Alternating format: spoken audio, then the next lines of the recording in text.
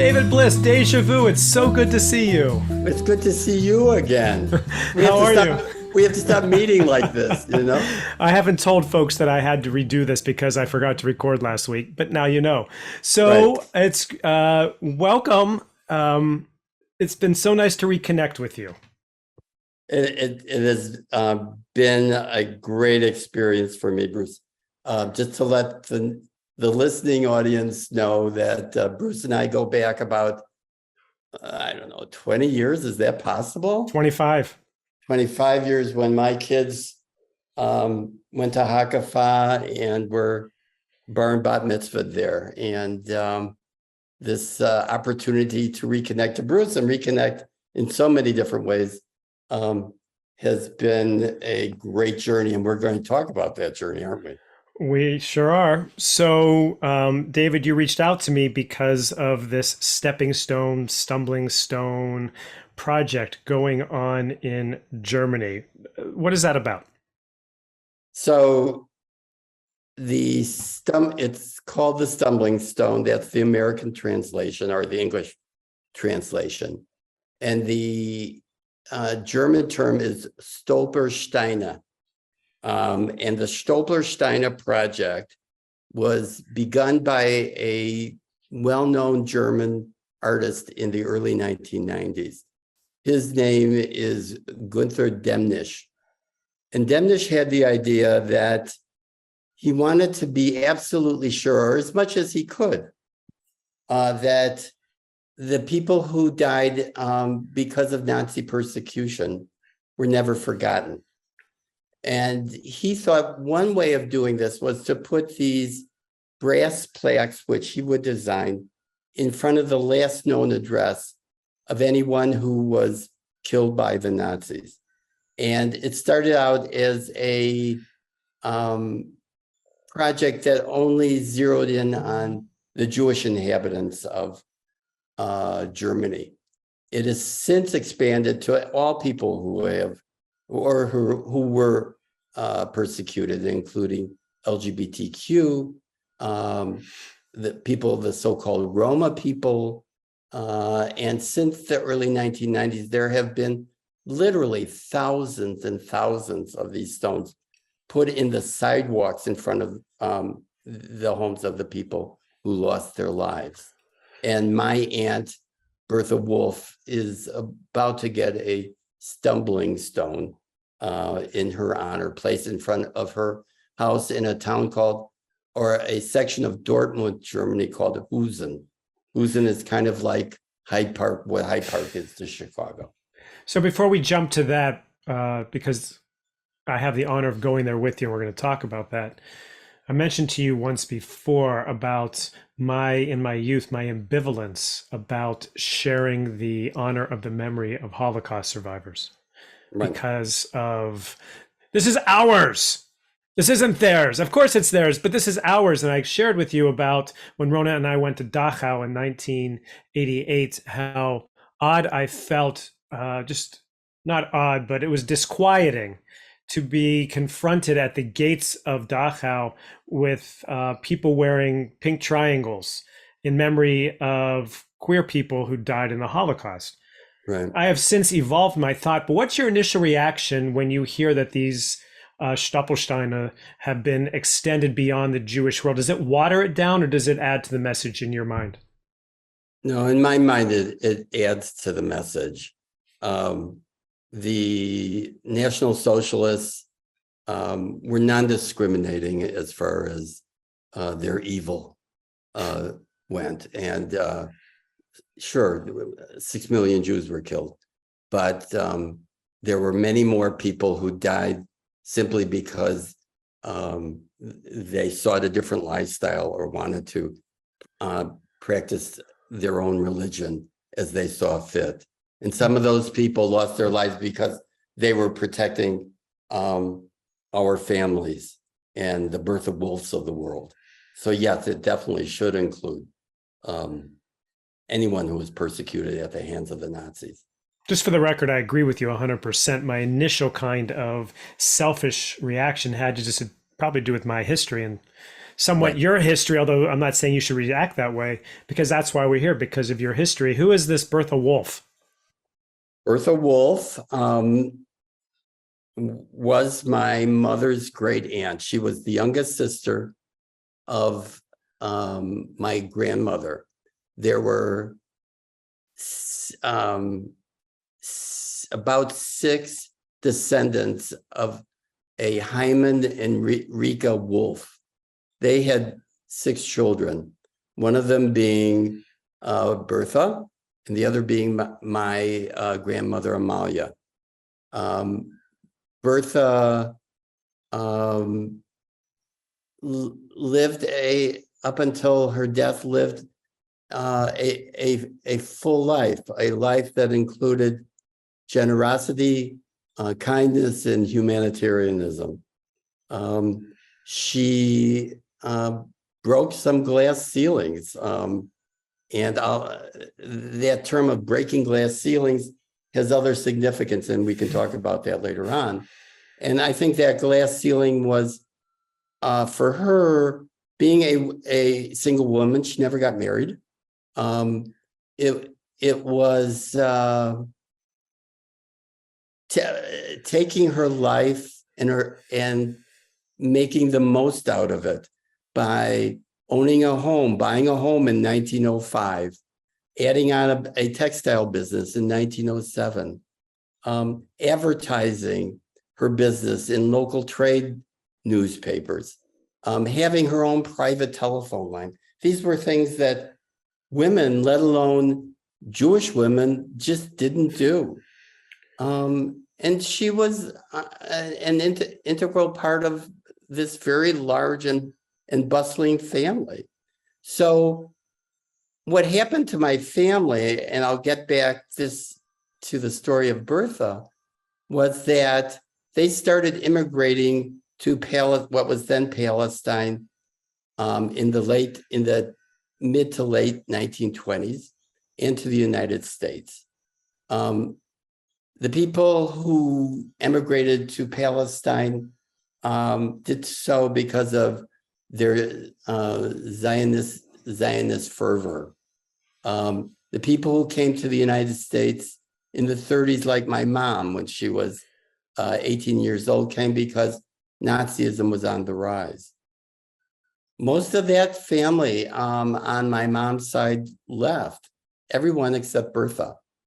And there were some other cousins who didn't leave as well. But Bertha was, and we can only surmise why she didn't leave. No one alive in my mom's generation is with us anymore. So my sense of it was that she felt, look, I'm an established member of this community. I'm a known quantity. I give back to the community. I have a business. I don't discriminate in that business.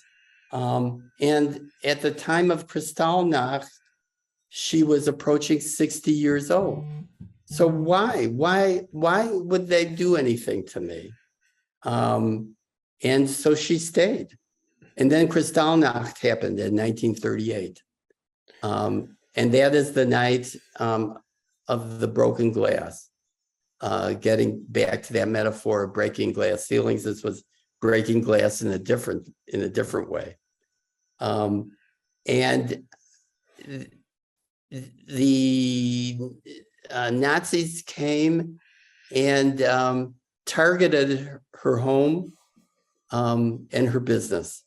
They not only came once, but they came twice on November 9th, 1938, and drove a truck through her business. She wasn't there. She wasn't there. Apparently she had been tipped off that this was about to happen and that she was in danger. And she and her sister, her sister Clara, who lived with her, decided to escape and run away. And the urban legend in my family is that a group of local nuns took them in and sheltered them until it was safer. It never was safe again, to be honest. And they escaped physical harm, but the harm in so many different ways, mental and physical damage to their home and her livelihood, would last forever. And it was at that point that it seemed like there was a shift in her thinking, and she decided to try to emigrate to the United States. And her family here in the States and in Palestine tried mightily to get her out.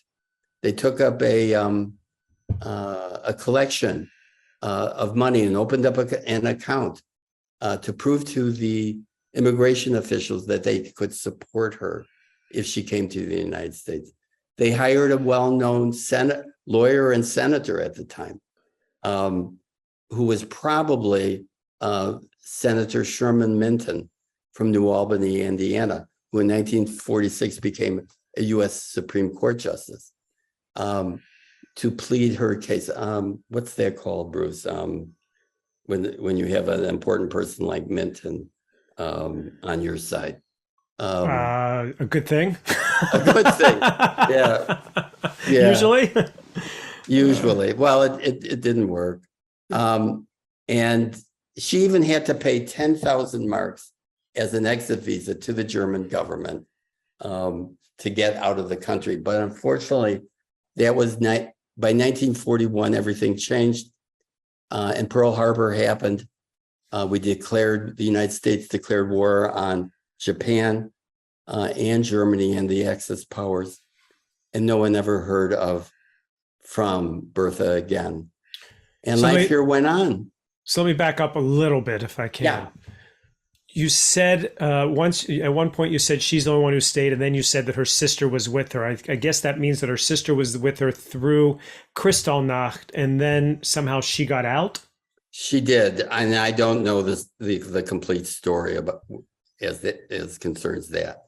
Her name was Clara Wolf, and she did emigrate to the United States, and brought a couple. Two of her children moved here, or no, three of her children moved here. And we have not had contact. My mom used to be in touch with the daughter. Okay. Why she got out and Bertha didn't, I just don't know. So this is going to sound like a very misogynistic question, which means it probably is, but I don't mean it this way. Okay. I'm not asking this question because she is a woman. I'm asking this question, why didn't she ever marry? Why the rest of her family, there weren't just the two siblings, there were 6 siblings, right? Or something like that. Why did she decide to stay single, do you think? And the misogyny of that, of course, is why, Bruce, would you ask that if it were a man? You're only asking it because she's a woman. And a woman could be fine without a man, of course. But people back then married. So why didn't she? I don't have an exact answer for that. I don't know that anyone in my family, even when they knew her, could answer that. I can only surmise. She had a good thing going. Like I said, she and her family, in particular, her was well known in the community. She was successful. She could do it on her own. So why get involved in a marital relationship when you could do it all by yourself? She was betrothed, so the story goes. This is another story, to my grandfather Felix, and the families wanted the two to get married. Bertha said, "No, thanks. You can have Felix. I don't need the Yiddish word suris in my life." And Felix, I think, could be a whole lot of suris. Felix ended up marrying the next older sister. He was just he was passed to her, or she was passed to him. I don't know how that went. And the Ruhr clan was history, after that. So why she decided, I don't know. It was an unusual thing because there were many, many people in that family, and just about all of them were married. So it's surmised, or you somewhat know, that at some point Bertha was transferred from her home and the store, which still stand, and we're going to be placing the stone there, we'll get to that, to a building that they were housing Jews. And then at some point she got deported to Auschwitz and either died on the way or died at Auschwitz in 42. Is that correct? That's correct. There was a very famous, she was transported in 19, it was late, and well, not that late, but it was 4 years after Kristallnacht, apparently, and they had closed down her business, they had taken all her assets, and she was told to move to this other location in Dortmund, along with many other people, by the way. And it was just a place to make it easier for the Nazis to collect Jewish people and do what they wanted to do to them whenever they so desired.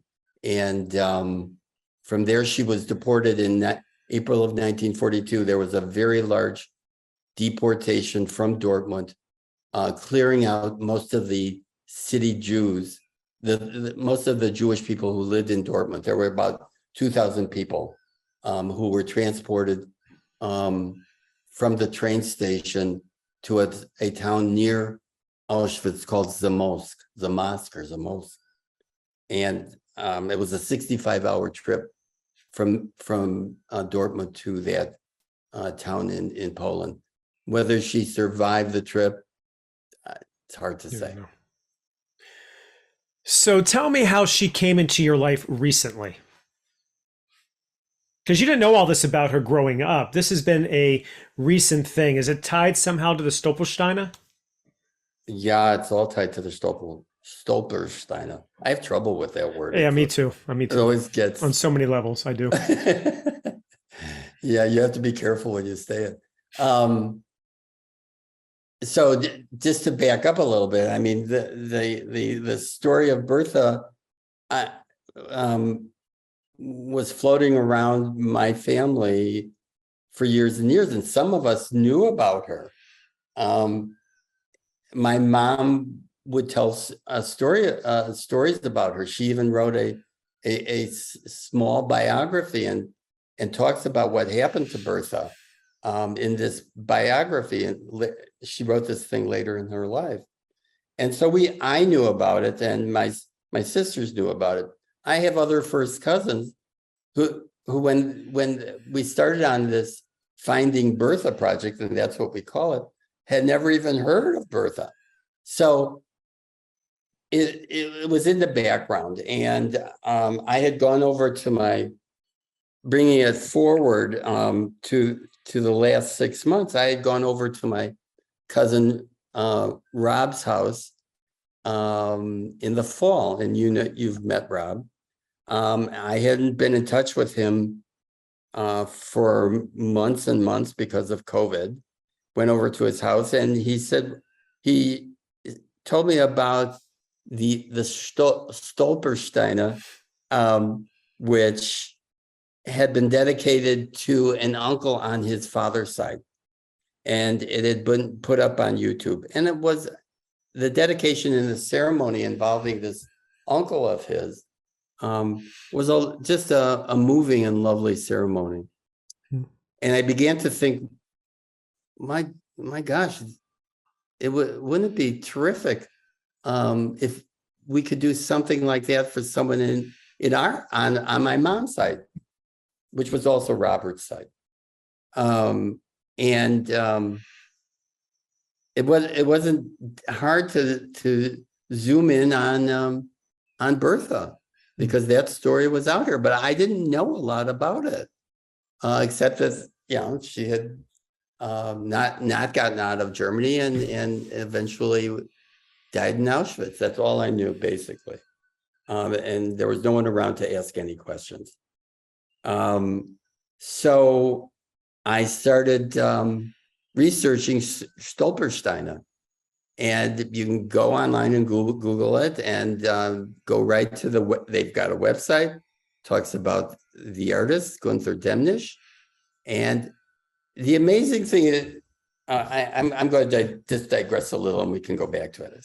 But one of the amazing things that I found in this whole journey is that in today's age of technology, you can get on the phone and you can get anybody.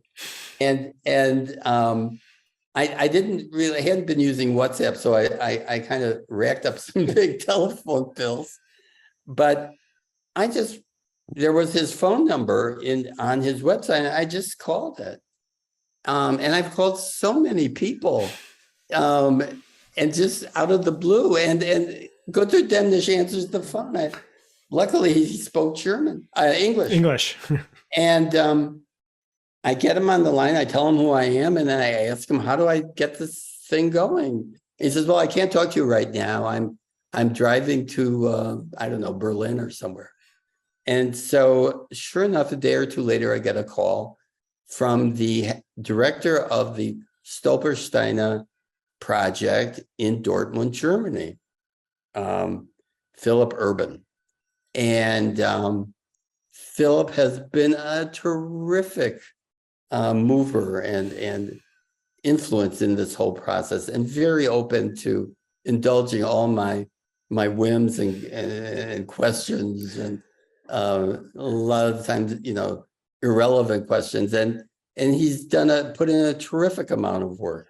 And that's what he did. And because I had garnished, as they say, I had very little and he did the research and found out where she lived, what her exact birthday was, and how she died. And made the most wonderful presentation, which I think I've shared with you, about Dortmund and about Bertha. And he said very quickly, "I've got enough. Wow. I can do this Stolpersteine thing for you."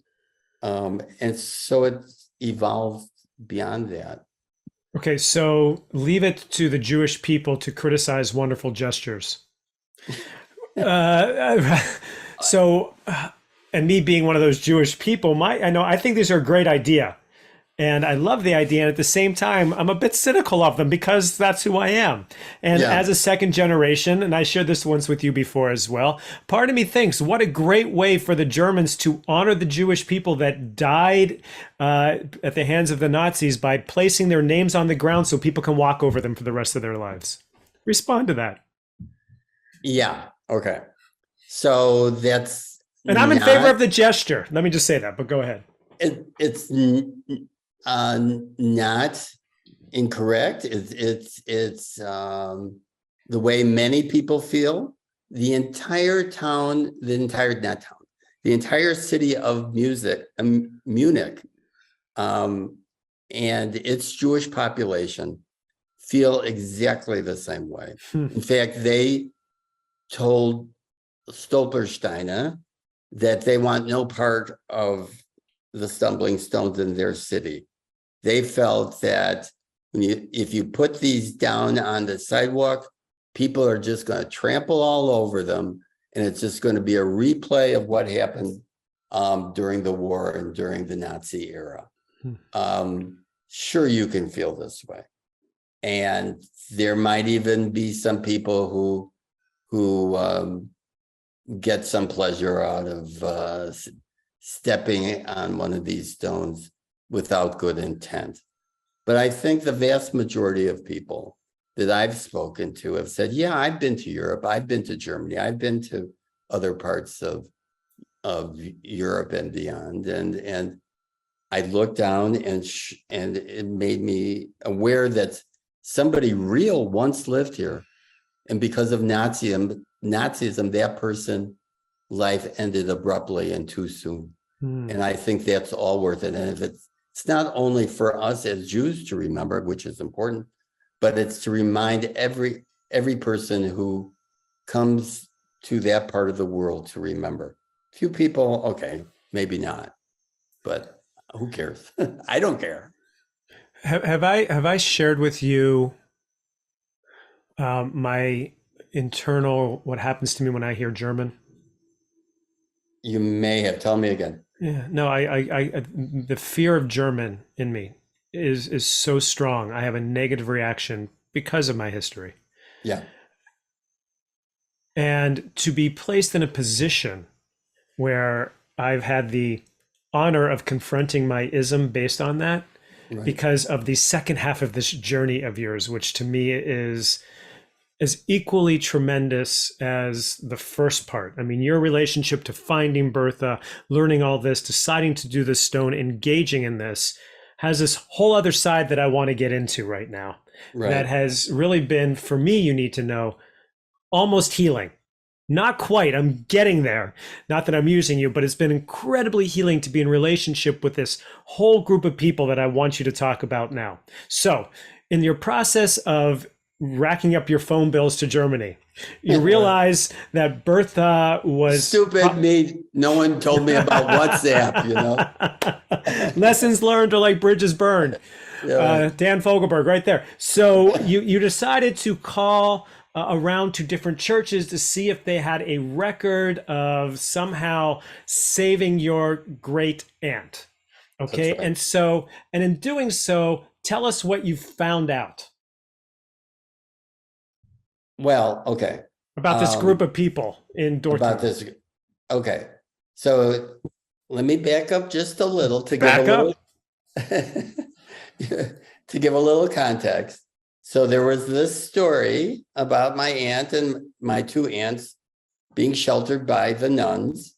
The nuns, I thought, were unbelievably heroic and took great risks that uh, didn't need to be taken, but they did anyway. And I thought, boy, these people, if we could find them, there should be they should be recognized for their bravery. And I didn't know how to do that. And so I started, as I said, I started reaching out to Catholic institutions in that area, and I went on Google, and I looked at Google Maps, and sure enough, about 15 minutes away from 85 Husnerstrasse, where my aunt lived, which is the place that we'll be visiting in roughly a month, there was the Catholic Church, and the Catholic Church, St. Marian's Common Kaisero, had been there since the medieval times, apparently, this building. I just did a blanket distribution to the priests and the secretaries at that church, and then got a response from them. The priest said, well, I haven't heard about nuns, any of our nuns being involved in these activities, but I'll pass the word along and see what comes up. 2 weeks later, I get a long letter from Father Naka, his name is. And he said, lo and behold, I came across a man who belonged to a community group. And the community group had information about a research project that had been done about, I don't know, 30 years ago. And it had been done by a group of high school kids. And the kids were part of a Holocaust. They were studying the Holocaust in 1995. And they decided to research the lives of Jewish merchants and families who lived on this stretch of property and street on Husner, which is the street. So they do all this research, and they find out a lot about the people living on that street. And one of those people living on the street was Aunt Bertha. And they create something again with this metaphor of glass. They create something called the glass book, which represented the fragility of life. Okay, so they found out a little bit about Bertha, found out about one other family, and they eventually had one Stolpersteiner dedicated to this one other family. But Bertha's life, which they were researching, was just sort of alone. They didn't know that this huge family existed in another part of the world, and we didn't know that this was taking place. Okay, that was 1995, though. This is 2023. Right. Okay. You didn't go back in time. So what happened? So fast forward to 2023. So again, this whole thing with the Catholic institutions, I wrote a letter to this Catholic institution, to this Catholic school, which had done the original research, knowing that I didn't know whether they were still studying the Holocaust or not. And I wrote to the principal. His name is Dirk Brzezinski. And I said, well, Mr. Brzezinski, Principal Brzezinski, do you think you might have a group of students who would be interested in working with me and my family in researching my aunt, Bertha Wolf, not knowing that it had been done before? Oh, I knew a little that it had been done before. And he said, oh, do I ever? I have a wonderful history teacher. I think was the head of their history department, who was taken up the banner of looking at these the lives of the Jewish people and your aunt. And he referred me and my letter over to this one particular teacher whose name is Haidar Arpalak. And through Haidar and a group of other teachers, and actually a retired teacher who had started the study of the Holocaust 30 years ago, I've established this Finding Bertha working group, which now includes you, Bruce, and one of my cousins, Bob Goldschmidt. And we have been exchanging information continuously since about December about Bertha. And they've been my boots on the ground. It's almost a bad analogy. It's actually a really good one, but go ahead. Yeah, okay.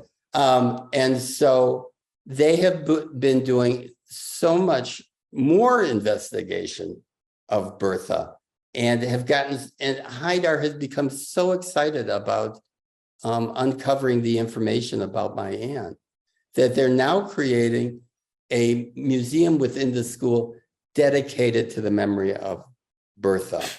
And we're going to see that museum when we go there on December 6th. June 6th. June 6th, yeah, right.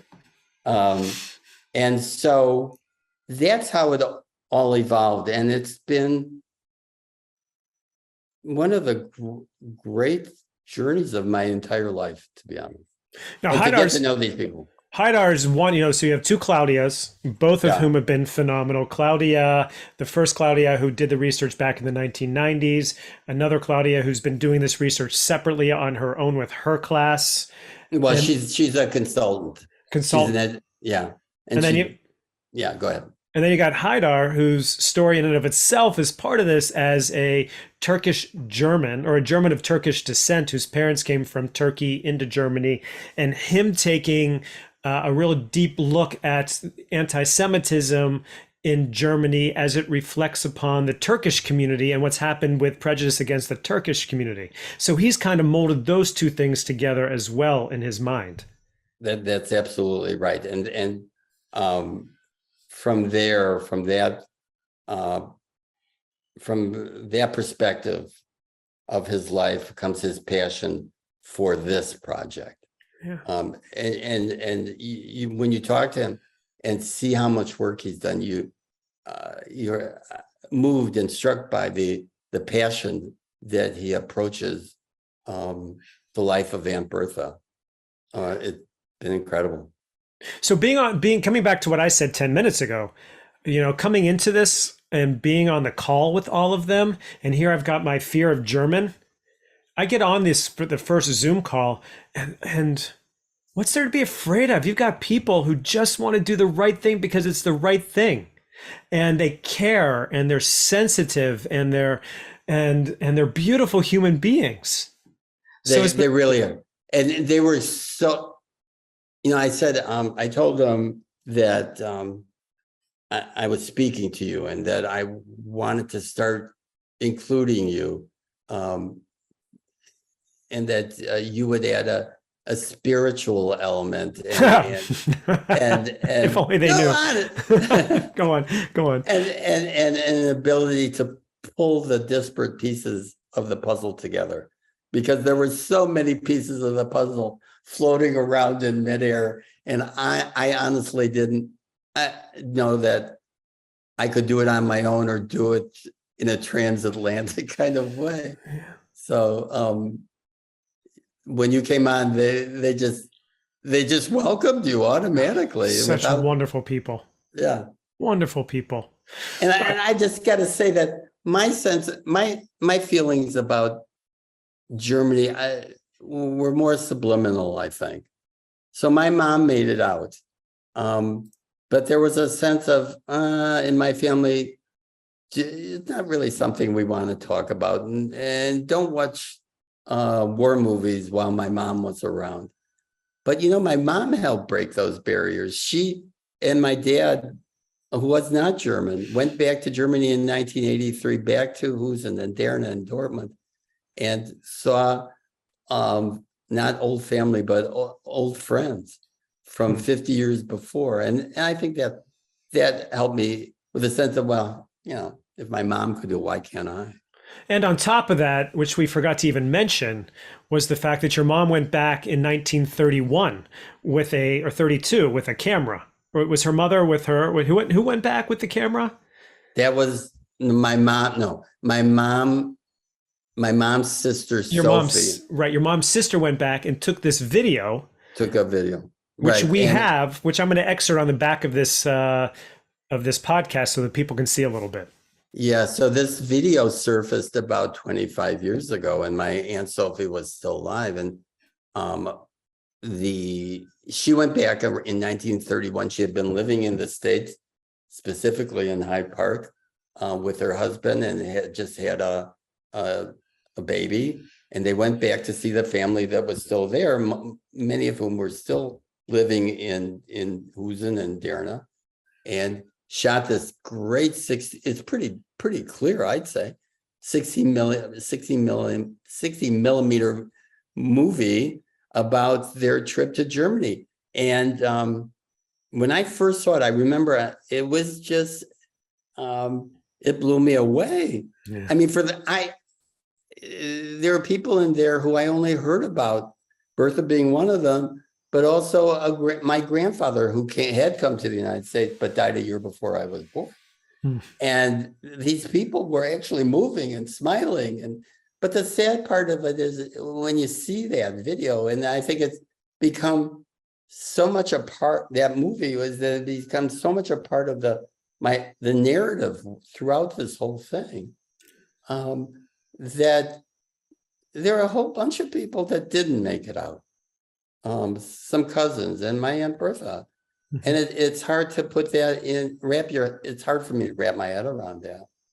And as you want to reach into that movie and grab Bertha and take her out of there and drop her on the South Side where everyone else was.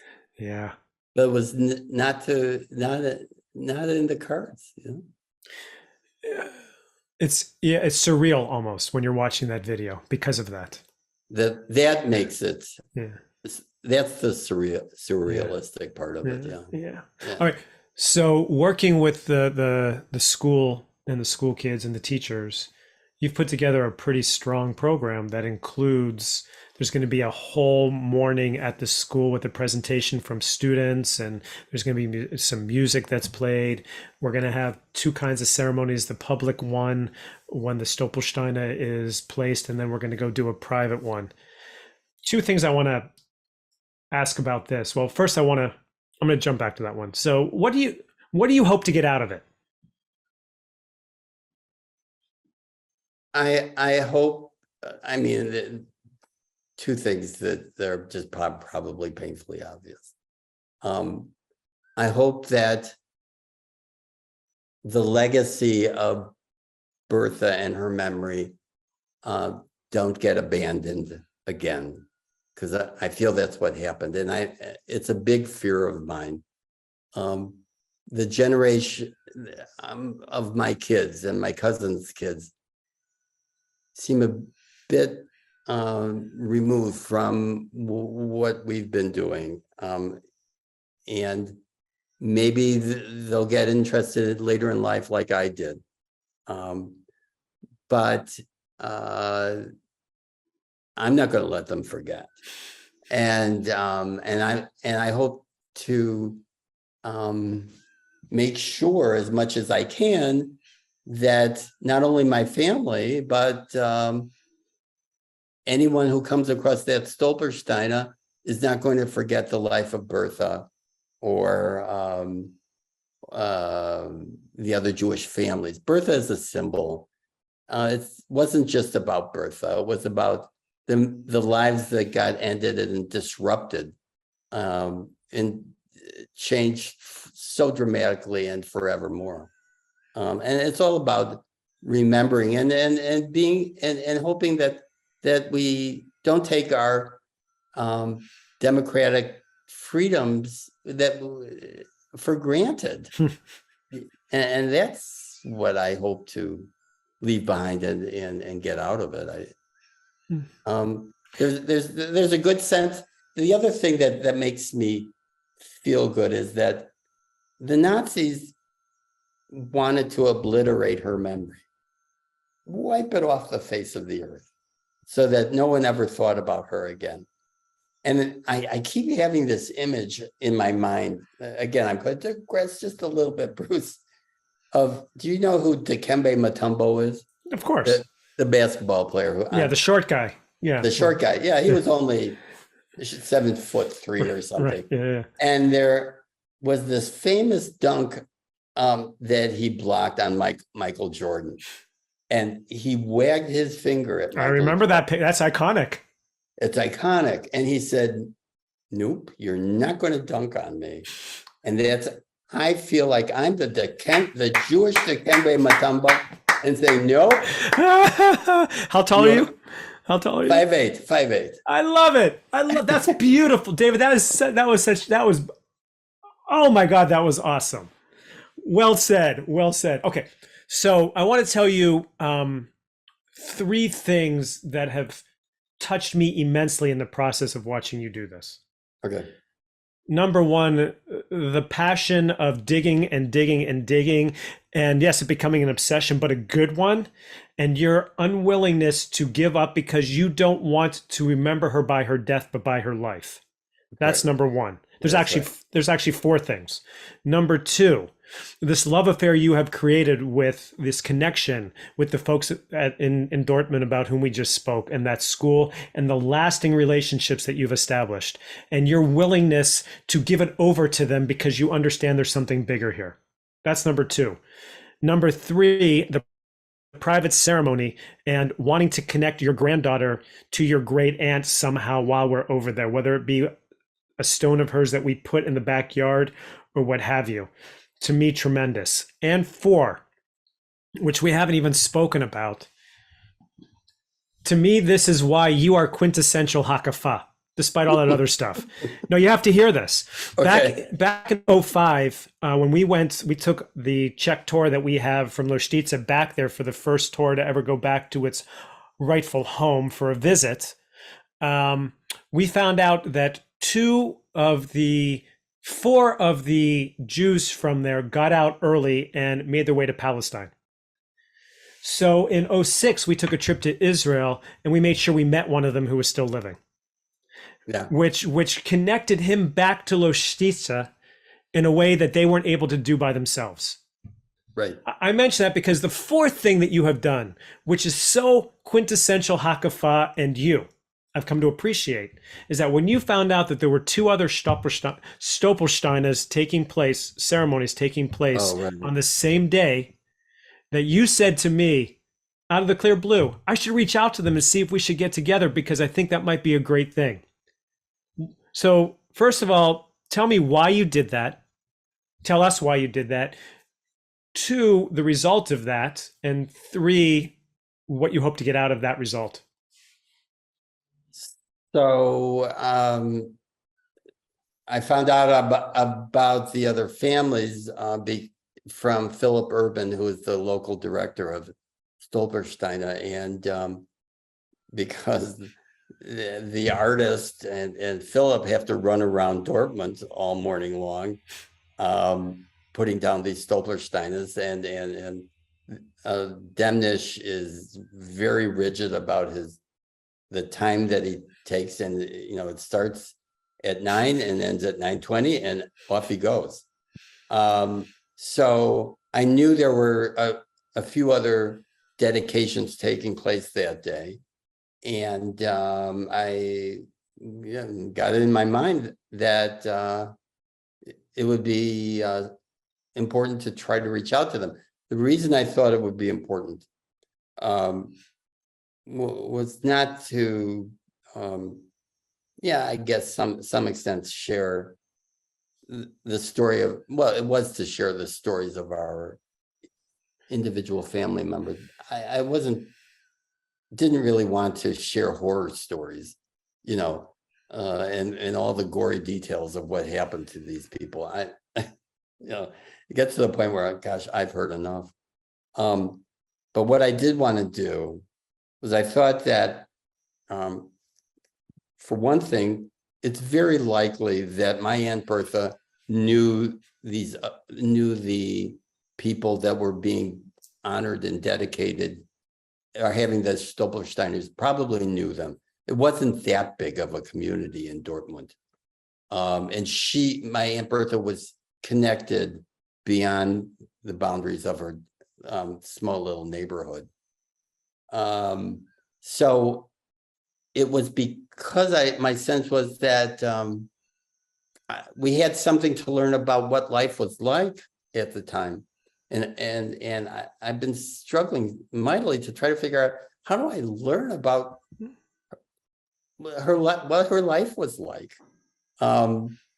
It's easy because the Germans kept such good records to find out how she died, but it's so hard to figure out what else made up her life. And I thought, if we knew a little bit about these other people who lived nearby, we could give some color and context. And it would have also applied to the other families. We could do something therapeutic, and we could share basic bits of information. But what was life like before everything fell apart? That's what I wanted to try to figure out. And so one of the families does want to meet with us, and I'll be inviting him to a dinner that we're having the day after the dedication. And I don't know what's going to come of it. We'll see. Are you going to let the other family know as well? Yes. Yeah. But I have to do it through Phil Urban, because I don't have their contact information. I will let the other family know through Philip. Okay. So one more question for you. Yeah. Well, first of all, I think there was a shout out you wanted to give. First shout out on a points on the circle. What's your shout out? I just want to tell my good friends, Arnie and Sue, that I'm thinking about them, and they'll know what I'm talking about. Now we'll know if they actually watched till the end. Yeah, right. I didn't put it at the beginning. I put it at the end. It's been very important to you to set the right kind of tone for the ceremony that we're going to be doing on June 6th. Right. And for you, that comes in the form of honoring her memory, her life, and some music. You've got a cello player who's going to be playing stuff. We might put something on the boombox as well, and poetry. You've been really touched by poetry. There was a poem that you were going to include as part of it. What's the poem you were going to include? It is called "Still I Rise" by Maya Angelou. Yeah, why this poem? And after you tell us why, I'm going to ask you to read from an excerpt that you want to read there. And with that, we're going to close. So what about this poem speaks to you, Maya Angelou, who had nothing to do with Nazi Germany? Well, it speaks to the indomitable, if I pronounced that correctly, spirit of Maya Angelou and whoever she's talking about. I'm not sure that she's probably, I'm assuming, talking about slavery that occurred in her family. I thought it was talking about herself. I'm not. Because I don't. That's unclear to me, but I thought it was herself because she grew up so brutalized and sexually abused that she didn't speak for the first few years of her life. that may be. That's what I thought it was. But regardless, but I think it has many interpretations. Yeah. That relate to people who have been downtrodden and where someone else, a higher power, is trying to keep you down. And my partner and best friend Susan told me about this poem, and she would we thought it would be. I read it, and we both read it, looked at it together, and it brought tears to my eyes, especially as it relates to Bertha. And she's going to read the whole thing at some point during the dedication ceremonies. I would just read two or three stanzas from it right now. Please do. Okay.